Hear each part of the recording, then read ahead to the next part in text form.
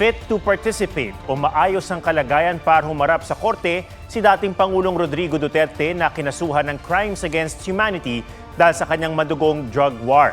Ayon sa Pre-Trial Chamber 1 ng International Criminal Court, nabusisi nila ang mga natanggap na report ng independent medical experts na sumuri kay Duterte. Doon lumalabas na kaya ni Duterte na gampanan ang kanyang procedural rights. Dahil dito, itinakda ng ICC ang confirmation of charges hearing ni Duterte sa February 23. Hindi pa malinaw kung personal siyang haharap sa pagdinig.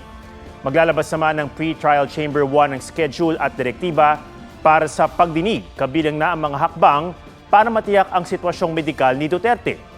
Noong September dapat ang confirmation of charges hearing, pero ipinagpaliban dahil sa apela ng depensa na lumala ang kalusugan ni Duterte. Nahirapan na raw siyang maunawaan ang ebidensya laban sa kanya at intindihin ang mga direktiba ng mga abogado. Sinisikap pang makuna ng reaksyon ang kampo ng mga Duterte.